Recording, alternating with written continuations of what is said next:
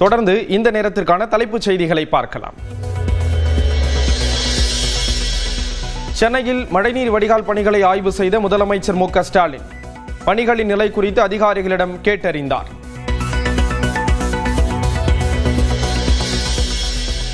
தமிழ்நாட்டில் வீட்டு மின் இணைப்புகளுக்கு எந்த மின்கட்டண உயர்வும் இல்லை, அனைத்து இலவச மின்சார சலுகைகள் தொடரும் என்றும் மின்சாரத்துறை அமைச்சர் சிவசங்கர் விளக்கம்.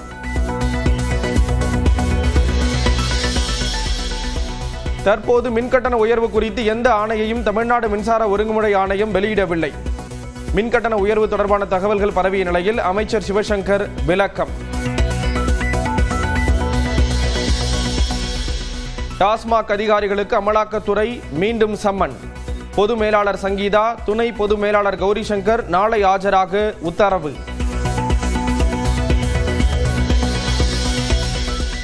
வக்பு சட்டத்தால் தாஜ்மஹால் கூட கைவிட்டு போகும் நிலை ஏற்படும். உச்சநீதிமன்றத்தில் மனுதாரர்கள் தரப்பில் கபில் சிபில் வாதம்.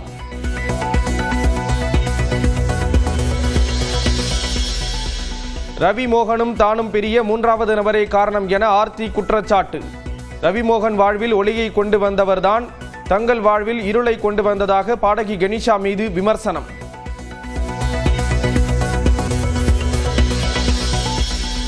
ரவிமோகன் சொத்துக்களை கௌரவத்தை இழந்து வெறும் காலோடு வீட்டை விட்டு செல்லவில்லை என ஆர்த்தி விளக்கம். திட்டமிட்டு விலை உயர்ந்த காலணிகள், ஆடைகள் என தேவையான பொருட்களுடன் 5 கோடி ரூபாய் மதிப்புள்ள ரேஞ்ச் ரோவர் காரில் சென்றதாக விமர்சனம்.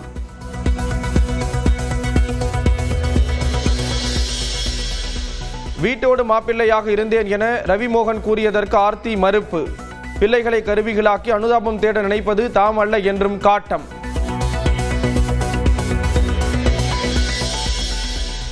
தேனி, தர்மபுரி, வேலூர் உள்ளிட்ட 12 மாவட்டங்களில் இன்று கனமழைக்கு வாய்ப்பு. நீலகிரி மாவட்டத்தில் மிக கனமழைக்கு வாய்ப்பு.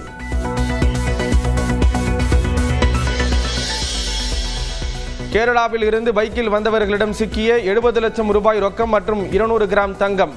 பிரத்யேக ஆடையில் கட்டுக்கட்டாக பணத்தை எடுத்து வந்தது அம்பலம்.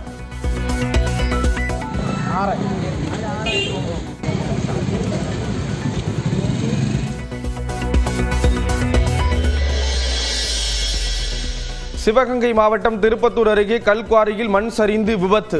5 தொழிலாளர்கள் உயிரிழந்த சோகம்.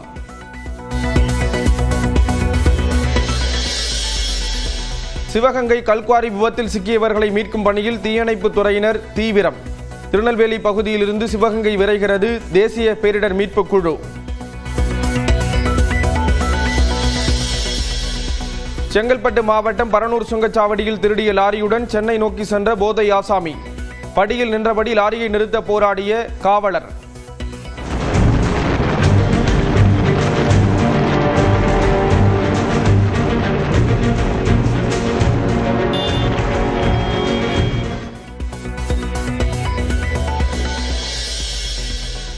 திருட்டு லாரியை காவலர்கள் விரட்டிச் சென்றபோது தடுப்புச் சுவரில் மோதவிட்ட கடத்தல்காரர்.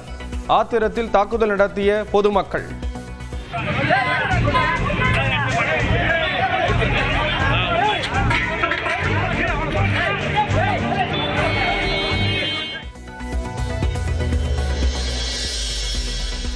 தமிழ்நாட்டில் ஐபோன் உதிரிபாகம் தயாரிப்பு ஆலையை விரிவாக்கம் பாக்ஸ்கான் 12,800 கோடி முதலீடு செய்தது.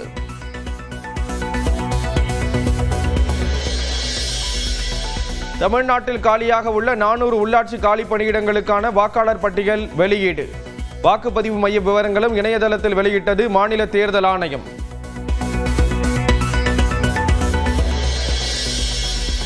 மதுரை வளையங்குளத்தில் மழை பெய்ததில் சுவர் இடிந்து விழுந்து 2 பெண்கள் மற்றும் சிறுவன் என 3 பலி.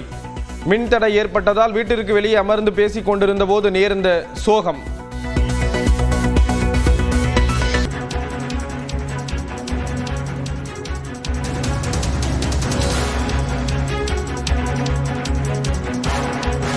கோயம்புத்தூர் மருதமலை அடிவாரத்தில் உடல்நிலை பாதிக்கப்பட்டு சிகிச்சை அளிக்கப்பட்டு வந்த பெண் யானை உயிரிழந்திருப்பதாக தகவல் வெளியாகியிருக்கிறது. இது தொடர்பான விவரங்களை செய்தியாளர் குருசாமி வழங்க கேட்கலாம்.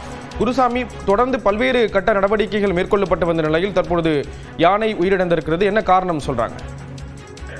ஸ்ரீராம், கோவையை அடுத்த மருதமலை அடிவாரத்தில் உடல் நோய்வாய்ப்பட்டு இருந்த யானைக்கு தொடர்ச்சியாக சிகிச்சையானது அளிக்கப்பட்டு வந்தது. கடந்த 4 நாட்களாக வனத்துறையினர் மற்றும் வனத்துறை மருத்துவ குழுவினர் அங்கு முகாமிட்டு தொடர்ச்சியாக பல்வேறு சிகிச்சைகள் அளித்து வந்த நிலையில் இன்றைய தினம் சிகிச்சை பலனின்றி யானை உயிரிழந்திருக்கிறது.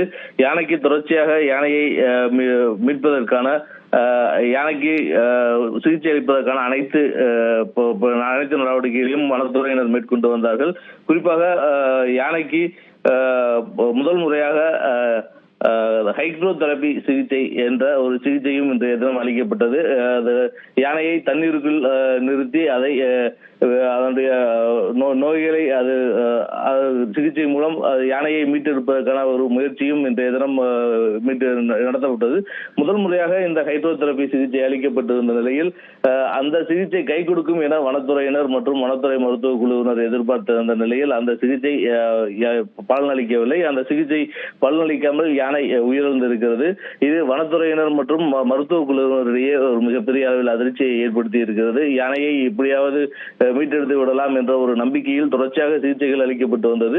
குறிப்பாக மருதமலை மற்றும் மருதமலை சுற்றுவட்டார பகுதிகளில் இருக்கக்கூடிய பிளாஸ்டிக் கழிவுகள் மற்றும் மற்ற கழிவுகளை யானைகள் உட்கொண்டது இந்த யானையுடைய உடல் நலம் பாதிப்பதற்கு ஒரு முக்கியமான காரணமாக கூறப்படுகிறது. வழக்கமாக யானையின் உடலில் செரிக்கக்கூடிய உணவுகளுடன் இந்த பிளாஸ்டிக் பொருட்களும் அந்த யானையினுடைய கழிவுகளுடன் கலந்திருந்தது.